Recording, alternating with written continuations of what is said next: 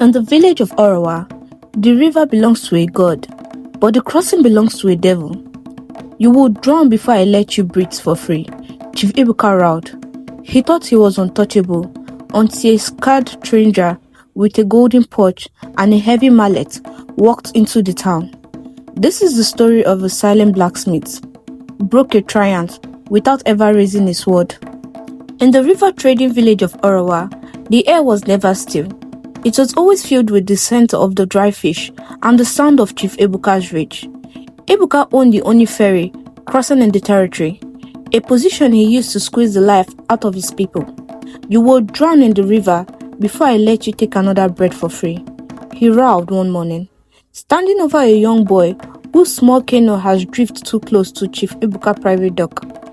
Ebuka was a mountain of a man, draped in heavy silk that smells of salt and greed.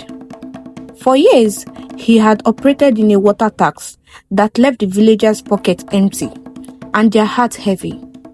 If a mother crossed to buy medicine, he took her jewelry. If a father crossed to find work, he took a portion of his future wage.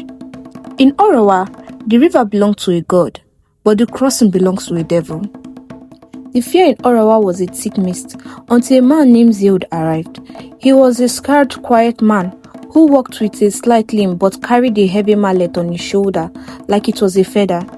Zild did not ask for a room in the village center. Instead, he walked straight to the old abandoned blacksmith fort by the river edge.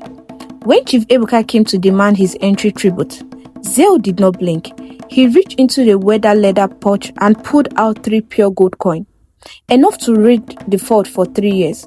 The village watched from behind their shuttle, whispered in the hostile tone, "Who is this man who paid in gold but wore the cloth of a beggar?"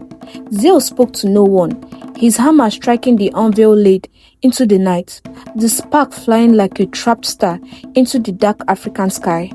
Despite Zild's quiet nature, Chief Ebuka's wickedness only grew. One afternoon, Mama Neka, the village oldest herbalist, attempted to cross the river with basket of life-saving roots for a sick child in the next village. Ebuka blocked her path, demanding a fee she did not have. When she pleaded for mercy, the chief laughed and kicked her basket into the chunking water. Watching the precious herb float away, Zild, who was sharpening a blade at his forge, stopped his work. He watched the old woman weep, his eyes turning as cold as the steel in his hand. The villagers expected him to look away, as they all did, but Zild walked towards the water edge, retrieved a single soaked basket, and handed it back to Mama Neka without a word. From his balcony, Ebuka narrowed his eyes, sensing the first flick of a fire he could not control. The tension snapped on a day as hot as a furnace. Chief Ebuka's prized hunting dog went missing, and the chief saw his chance to rid himself of the golden stranger.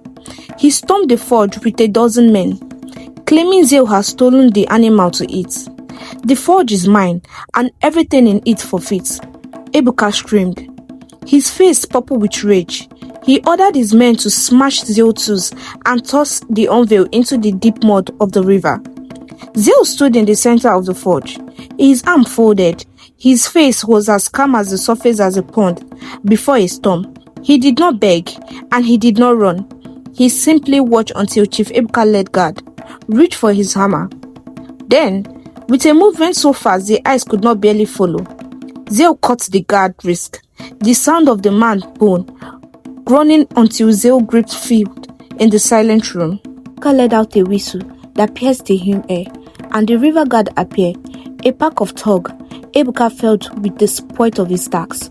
They surround the forge with a spear pointing at Zild's chest, their face twisted in cruel grin. "You think a hammer makes you a warrior?" Ebuka sneered, stepping back behind the walls of the steel.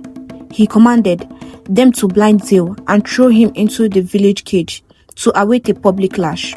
The villagers gathered at a distance, their hearts sinking. They had seen this many times before. In Orawa, Ebuka's word was the only law, and the guard were the iron teeth that beat anyone who dares to stand tall. But as the first guard stepped forward to throw rope, The air around Zeal seems to vibrate with a strange heavy energy. Zeal moved like a shadow caught in a glare.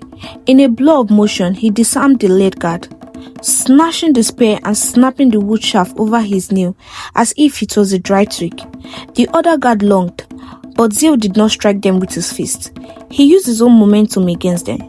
He cut the spear head with his bare callous palm, bending an iron trip into the harmless shrink before tossing the weapon into the river. One by one, the river guard fell, not from wounds, but from the pure shock as they were tossed into the mud like a discarded rag. Within minutes, the villagers, terrified mute, laid grounding on the ground. Zeal moved unmoved, his chest barely raising or falling, looking directly at Chief Ebuka, who was not trembling so violently, but the silk rope rusted like a dead leaf. Zeal stepped out of the forge, his shadow stretching across the dead until it touched Ebuka's feet. With a single powerful hand, Zeal grabbed Chief Ebuka's collar and lifted him until his expensive leather sandal dangled inches above the river edge. The villagers held their breath, one toss and the current to claim the triumph. You speak of power because you own a boat and payment to carry spear, Zeal said, his voice low and vibrating like a drum. But real power is the ability to drown a boy or steal a widow's harp.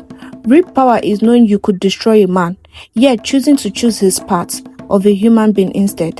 Ebuka's eyes poggled. The silk around his neck tightened. He looked down at the dark, wailing water, realizing that all his gold could not buy him a single ounce of the strange claims. The chief bravado vanished, replaced by a snubbing, broken mess of a man. As Zeal held him over the waters, Ebuka did not beg for his life. He begged to confess. Between gaps for air, he told a story the village had never heard. Years ago, during a great famine, Ebuka's father had starved to death while the village elders harboring grain. Ebuka had been a boy, forced to watch his father wither away. "I promise I will never be hungry again," he wailed, tears staining his fine robe. "I thought if I owned everything, no one could ever hurt me again." The anger in Zeal's eyes softened in a cold, hard pity. He realized that the triumph of Orowa was just a frightened child, hidden inside a giant body, using cruelty as shield against a world that had once failed him. Zeal set the chief back on the solid ground. Though Ebuka's legs were so weak he collapsed into the dust. The stranger knelt beside him, his voice no longer a threat but a steady guide. "Your father's hunger was a tragedy, but you have fed on the tears of Orowa for too long," Zeal said softly. "The hole in your heart cannot be filled with gold or stolen grey. It can only be healed by the hands you use to help others."